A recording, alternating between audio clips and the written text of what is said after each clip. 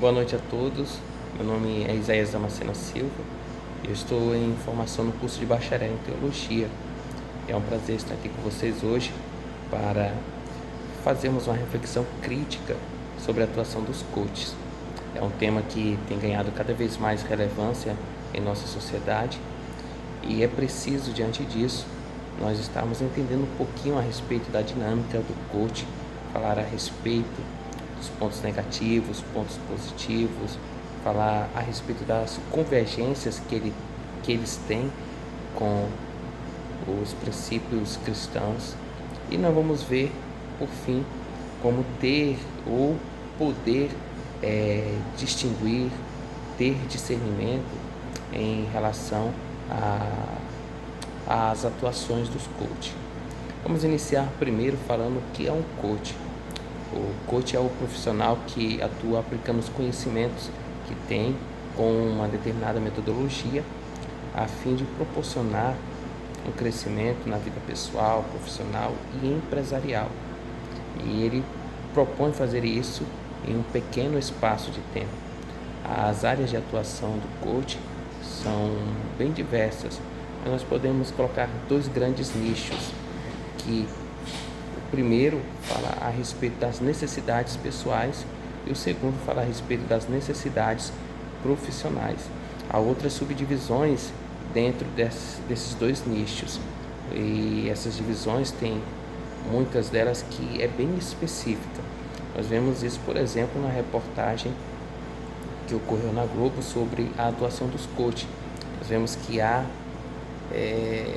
atividades de coach bem pontuais mesmo, né? E infelizmente há uma certa reprovação por parte de alguns psicólogos profissionais dessa área, que eles entendem que os coaches estão entrando nesse viés psicológico. Então nós vemos que são duas grandes áreas que eles trabalham, a questão pessoal, a questão profissional, e há outras áreas também, subdivisões dessas áreas e pontos mais específicos. O crescimento dessa profissão tem sido grande e percebemos que o número de coaches tem aumentado, tá em torno de 71 mil coaches em dados, né, da International Coach Federation. Diz que há 71 mil coaches atuando no mundo. Nós vemos um número crescente desses profissionais. Só que nós precisamos entender que a atuação deles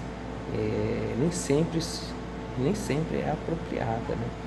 E precisamos ter esse discernimento para identificar se o comportamento, se a atuação dos coaches tem sido um comportamento apropriado, um comportamento que resguarda ali os princípios cristãos, os valores morais e espirituais. Em relação a comportamentos inapropriados, nós podemos citar a falta de modéstia, a falta de sinceridade. Em relação à modéstia, muitos se colocam superiores, criando uma relação de superioridade em relação aos seus clientes.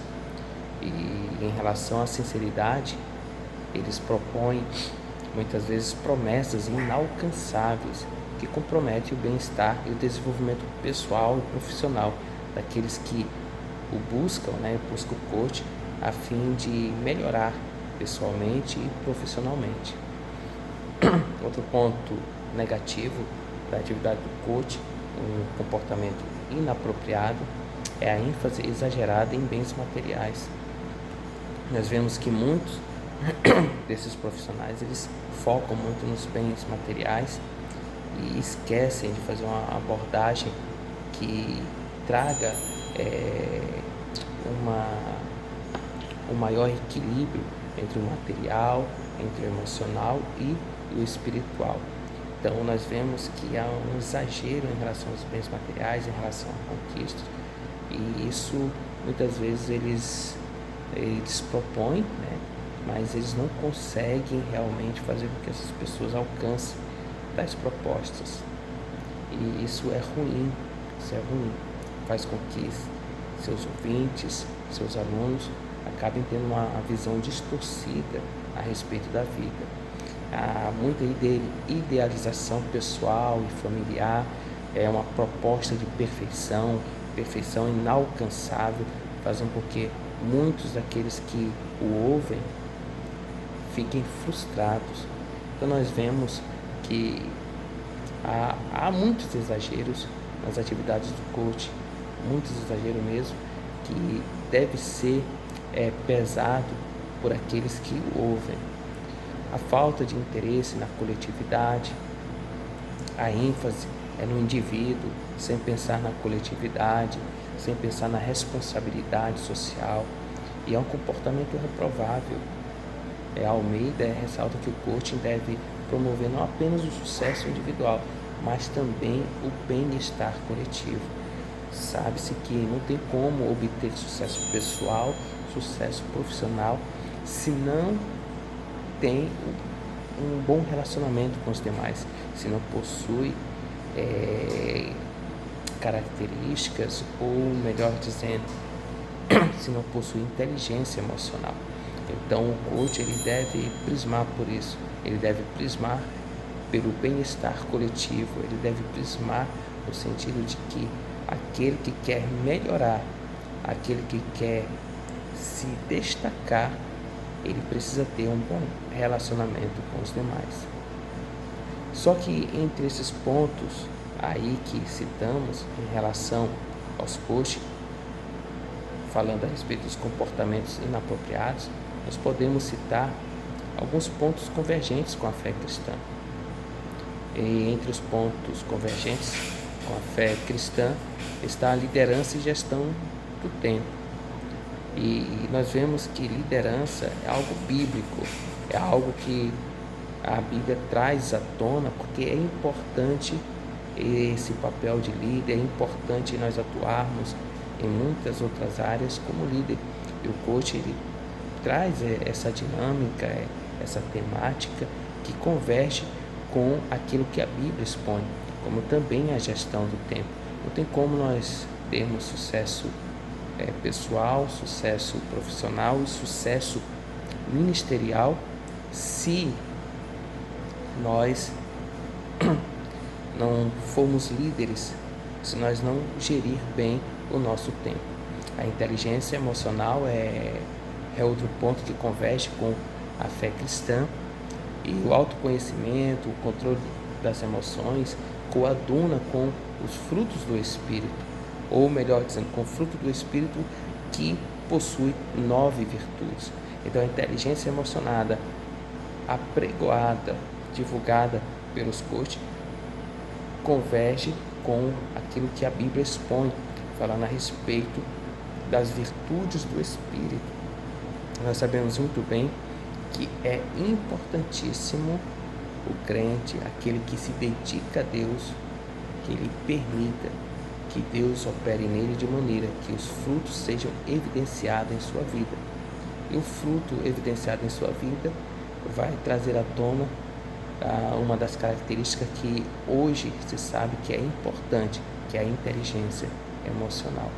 A busca por conhecimento e aperfeiçoamento divulgada, propagada pelos coaches, também é algo que converge com a Bíblia Sagrada. Nós sabemos muito bem que a Bíblia ela ressalta que é importante que o cristão busque conhecimento, busque mesmo conhecimento. Provérbios fala muito sobre isso, fala que nós devemos buscar mais do que prata, do que o ouro. Então são pontos que convergem. A busca por conhecimento, a busca por aperfeiçoamento, são questões que a Bíblia também trata e que coaduna com a fala de alguns coaches.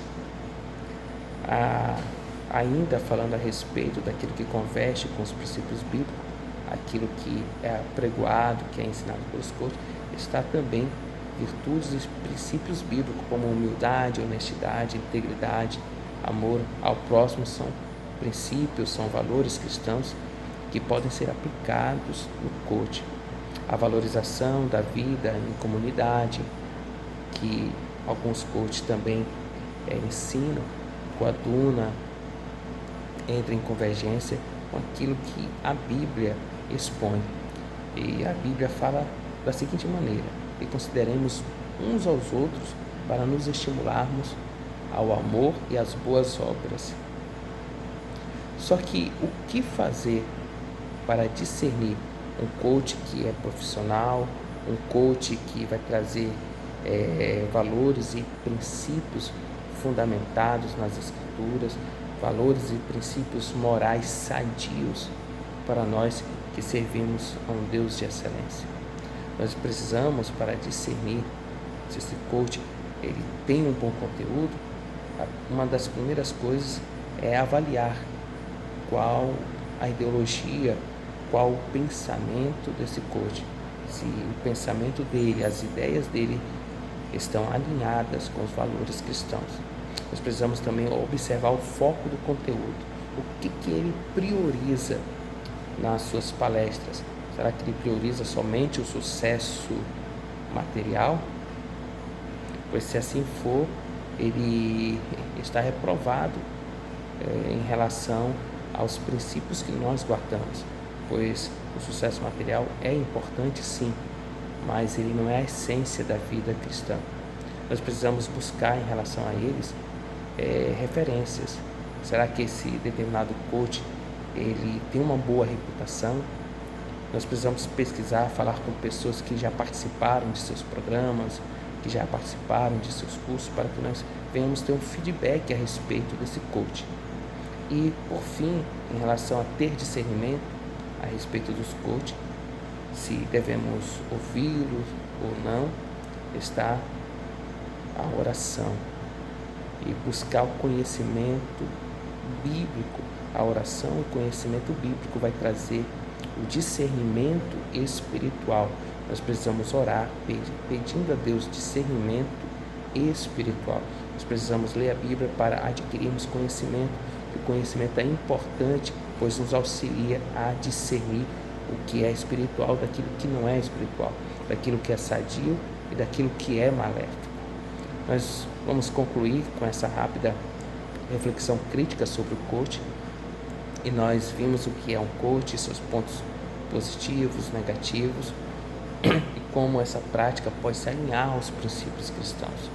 Mas, por fim, quero orientar a todos que jamais uma palestra, um curso com coach substitui a palavra de Deus. A palavra de Deus é insubstituível. Jamais substitua uma palestra, um curso coach pela palavra de Deus. Pode ser um auxílio para o seu crescimento espiritual, quem sabe? Pode ser um auxílio para o seu desenvolvimento pessoal e profissional? Pode, mas jamais substitua a palavra de Deus por coach. É a palavra de Deus que opera em nós. É a palavra de Deus que nos faz prosperar. Por isso que Deus fala para Josué: medita nela de dia e de noite, pois assim prosperará o teu caminho. Que Deus abençoe a todos. Vamos continuar firme, procurando discernimento de Deus, para que nós não sejamos ludibriados, enganados com vãs conversas, com conversas vazias que podem nos levar à queda espiritual. Deus seja conosco.